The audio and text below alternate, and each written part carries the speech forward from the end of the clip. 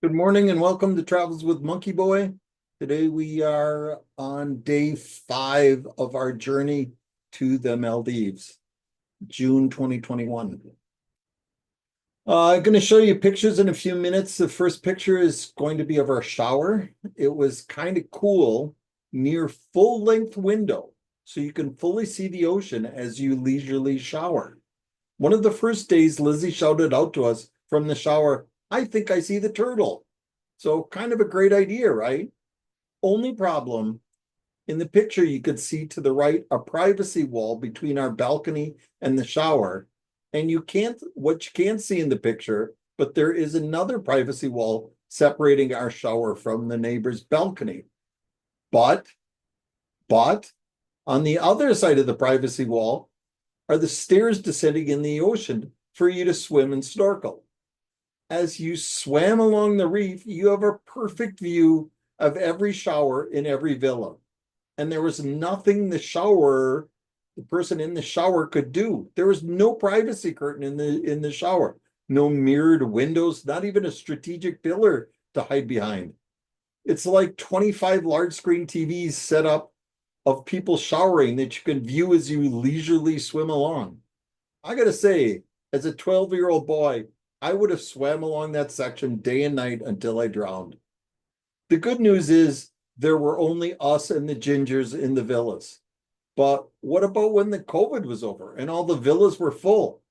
They had signs all over the resort saying no public nudity.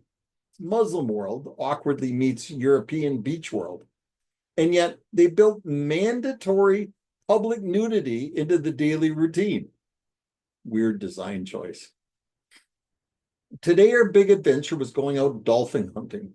I have to admit, it was a bit disappointing as it was a photographic hunt, not harpoons, but still always cool to see dolphins. As we were waiting in the lobby, I checked with the hotel to verify flights.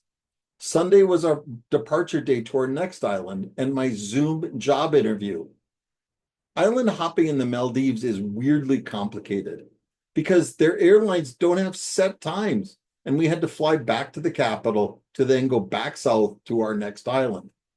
When I originally booked the hotel, I insisted I needed at least an approximation of flight times, as the next island we were going to, Addu Atoll, only had a few options a day to get there. They told us they usually have an early morning flight, not possible because of my job interview, and an afternoon flight, which left theoretically at 1, which was perfect as it would get us to Mali at 3, and then we could catch the speedboat at 4 or the 7 p.m. flight. So I told them in advance to book that afternoon flight for us, and I rested in peace that all things always worked out smoothly.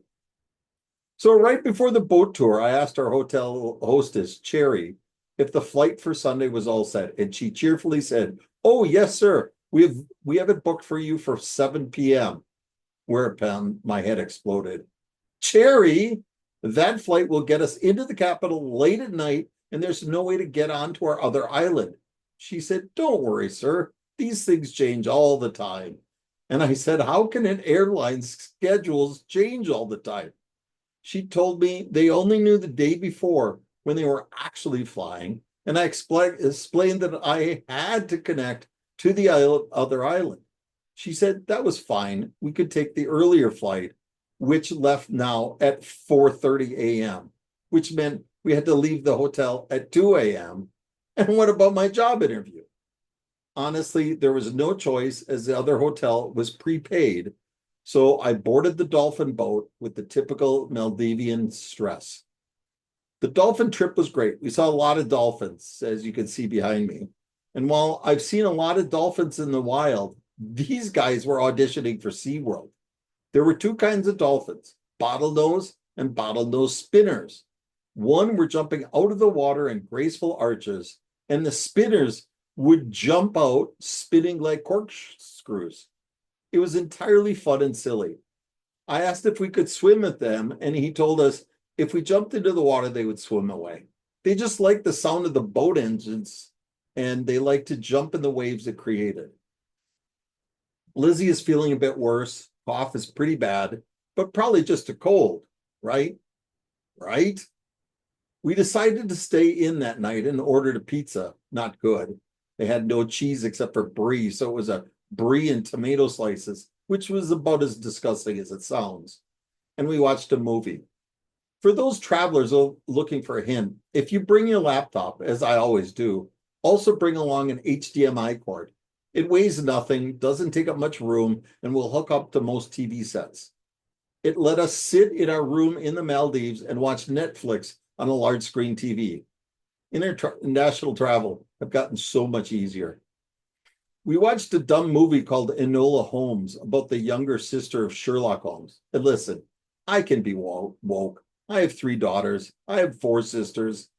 I've begun to watch old movies as if through the eyes of a woman and see how it was probably pretty insulting that women were prominent in every movie, but typically as props to be rescued or trophies to be won.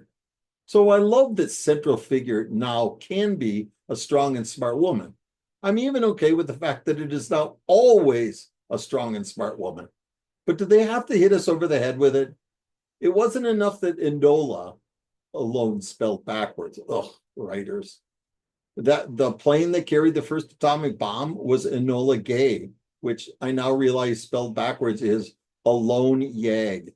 You're welcome. Enola was the super smart teenage sister of Sherlock Holmes, but that she was badly treated as a girl, that her mission was to get women's rights in Victorian England. Maybe she could have asked the Queen of England, Queen Victoria. And her mom was her teacher and leading a secret underworld organization of women against all of us men trying to keep them down. Too many movies start now with their social justice message rather than a script.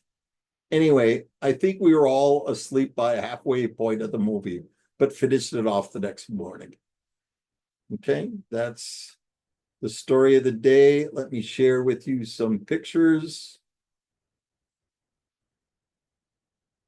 Okay, here's the window that I was talking about in the hotel room. It's a bit of deceptive, but the wall is only knee high. So all the naughty bits are visible to everybody swimming along in this little area.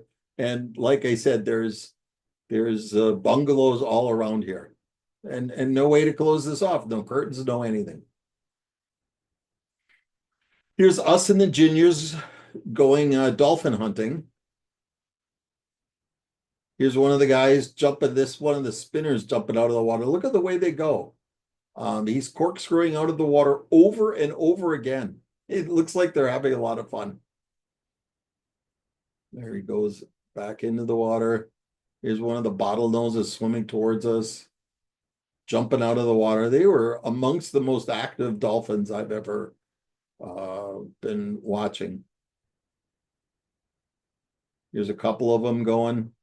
Always get a good camera. Hard to get action wildlife photography with a phone. And that's it. Okay, that's all I had for you today. Back again tomorrow with Travels with Monkey Boy. Thanks again. Bye.